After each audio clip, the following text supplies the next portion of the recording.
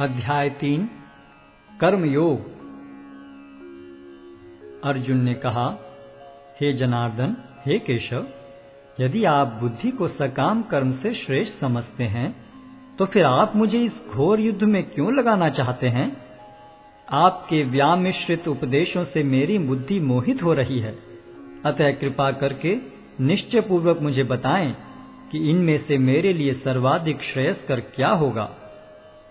श्री भगवान ने कहा, हे निष्पाप अर्जुन, मैं पहले ही बता चुका हूं कि आत्म साक्षात्कार का प्रयत्न करने वाले दो प्रकार के पुरुष होते हैं। कुछ इसे ज्ञान योग द्वारा समझने का प्रयत्न करते हैं तो कुछ भक्तिमय सेवा के द्वारा। न तो कर्म से विमुख होकर कोई कर्मफल से छुटकारा पा सकता है और न केवल संन्यास से सिद्धि प्राप्त की जा सकती है। प्रत्येक व्यक्ति को प्रकृति से अर्जित गुणों के अनुसार विवश होकर कर्म करना पड़ता है, अतः कोई भी एक क्षण भर के लिए भी बिना कर्म किए नहीं रह सकता।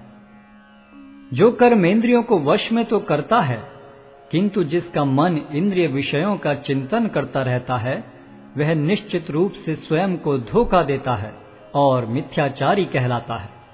दूसरी ओर, यदि कोई निष्ठावान व्यक्ति अपने मन के द्वारा कर्मेंद्रियों को वश में करने का प्रयत्न करता है और बिना किसी आसक्ति के कर्मयोग प्रारंभ करता है, तो वह अति उत्कृष्ट है। अपना नियत कर्म करो, क्योंकि कर्म न करने की अपेक्षा कर्म करना श्रेष्ठ है। कर्म के बिना तो शरीर निर्वाह भी नहीं हो सकता। श्री विष्णु के लिए यज्ञ रूप में कर्म करना चाहिए, अन्यथा कर्म के द्वारा इस भौतिक जगत में बंधन उत्पन्न होता है। अतः हे कुंती पुत्र, उनकी प्रसन्नता के लिए अपने नियत कर्म करो, इस तरह तुम बंधन से सदा मुक्त रहोगे। सृष्टि के प्रारंभ में समस्त प्राणियों के स्वामी ने विष्णु के लिए यज्ञ सहित मनुष्यों तथा देवताओं की संततियों को रचा और उनसे कहा, तुम इस यज्ञ से सुखी रहो, क्योंकि इसके करने से तुम्हें सुखपूर्वक रहने तथा मुक्ति प्राप्त करने के लिए समस्त वांछित वस्तुएं प्राप्त हो सकेंगी। यज्ञों के द्वारा प्रसन्न होकर देवता तुम्हें भी प्रसन्न करेंगे और इस तरह मनुष्यों तथा देवताओं के मध्य सहयोग से सबों को संपन्नता प्राप्त होगी। जीवन की विभिन्न आवश्यकताओं की पूर्ति करने वाले विभिन्न देवता यज्ञ संपन्न होने पर प्रसन्न होकर तुम्हारी सारी आवश्यकताओं की पूर्ति करेंगे, किंतु जो इन उपहारों को देवताओं को अर्पित किए बिना भोगता है, वह निश्चित रूप से चोर है। भगवान के भक्त सभी प्रकार के पापों से मुक्त हो जाते हैं, क्योंकि वे यज्ञ में अर्पित किए भोजन प्रसाद को ही खाते हैं। अन्य लोग जो अपने इंद्रिय सुख के लिए भोजन बनाते हैं, वे निश्चित रूप से पाप खाते हैं। सारे प्राणी अन्न पर आश्रित हैं, जो वर्षा से उत्पन्न होता है। वर्षा यज्ञ संपन्न करने से होती है और यज्ञ नियत कर्मों से उत्पन्न होता है। वेदों में नियमित कर्मों का विधान है और ये वेद साक्षात श्री भगवान से प्रकट हुए हैं। फलतः सर्वव्यापी ब्रह्म यज्ञ कर्मों में सदा स्थित रहता है। हे प्रिय अर्जुन, जो मानव जीवन में इस प्रकार वेदों द्वारा स्थापित यज्ञ चक्र का पालन नहीं करता, वह निश्चय ही पाप में जीवन व्यतीत करता है। ऐसा व्यक्ति केवल इंद्रियों की तुष्टि के लिए व्यर्थ ही जीवित रहता है। किंतु जो व्यक्ति आत्मा में ही आनंद लेता है तथा जिसका जीवन आत्म साक्षात्कार युक्त है और जो अपने में ही पूर्णतया संतुष्ट रहता है, उसके लिए कुछ कारणीय कर्तव्य नहीं होता। स्वरूप सिद्ध व्यक्ति के लिए न तो अपने नियत कर्मों को करने की आवश्यकता रह जाती है, न ऐसा कर्म न करने का कोई कारण ही रह जाता है। उसे किसी अन्य जीव पर निर्भर रहने की आवश्यकता भी नहीं रह जाती। अतः कर्म फल में आसक्त हुए बिना मनुष्य को अपना कर्तव्य समझकर निरंतर कर्म करते रहना चाहिए, क्योंकि अनासक्त होकर कर्म करने से उसे पर ब्रह्म की प्राप्ति होती है।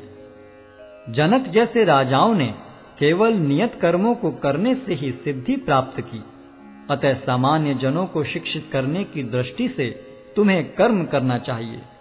महापुरुष जो जो आचरण करता है, सामान्य व्यक्ति उसी का अनुसरण करते हैं।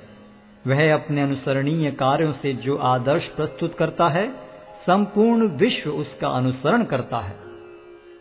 हे प्रथापुत्र, तीनों लोकों में मेरे लिए कोई भी कर्म नियत नहीं है। न मुझे किसी वस्तु का अभाव है और न आवश्यकता ही है, तो भी मैं नियत कर्म करने में तत्पर रहता हूँ। क्योंकि यदि मैं नियत कर्मों को सावधानी पूर्वक न करूं, तो हे पार्थ, यह निश्चित है कि सारे मनुष्य मेरे पथ का ही अनुगमन करेंगे।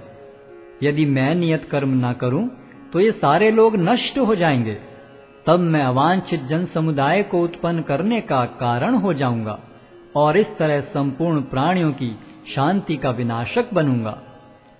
जिस प्रकार अज्ञानी जन फल की आसक्ति से कार्य करते हैं, उसी तरह विद्वान जनों को चाहिए कि वे लोगों को उचित पथ पर ले जाने के लिए अनासक्त रहकर कार्य करें।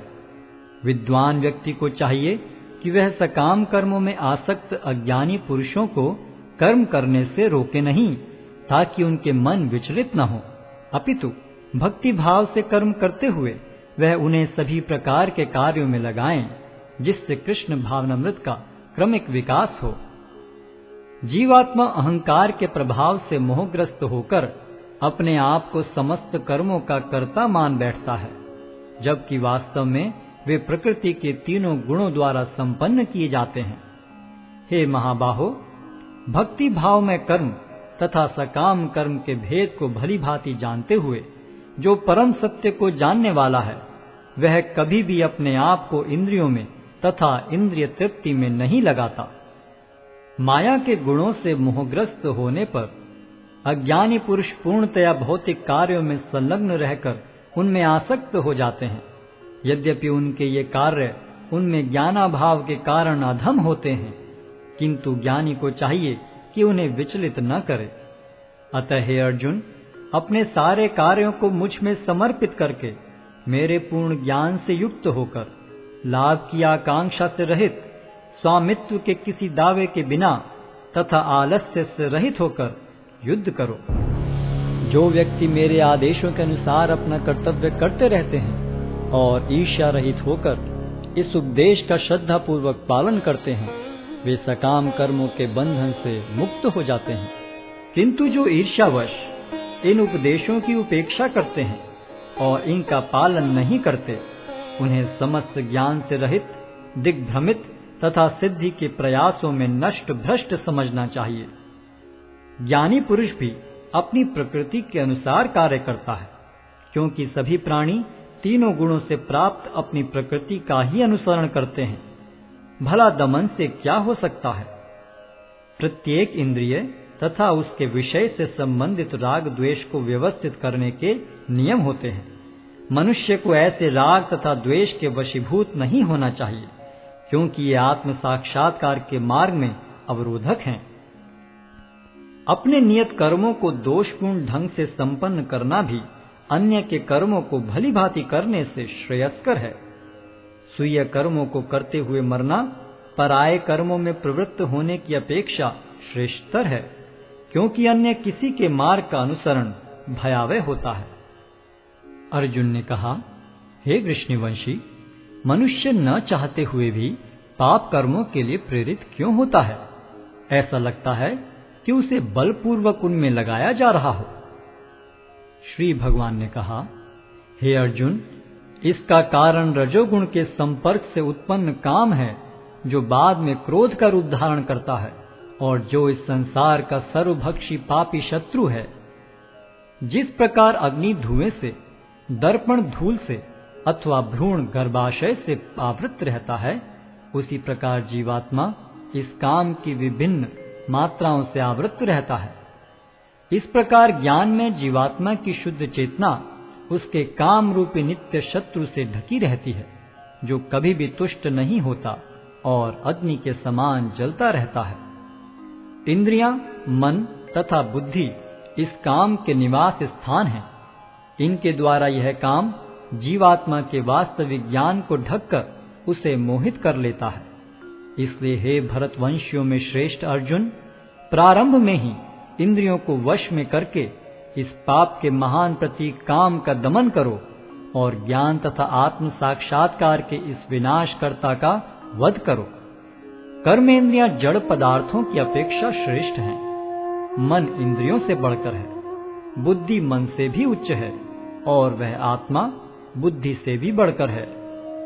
इस प्रकार हे महाबाहु अर्जुन, अपने आप को भौतिक इंद्रियों, मन तथा बुद्धि से परे जानकर और मन को सावधान आध्यात्मिक बुद्धि से स्थिर करके आध्यात्मिक शक्ति द्वारा इस काम रूपी दुर्जय शत्रु को जीतो।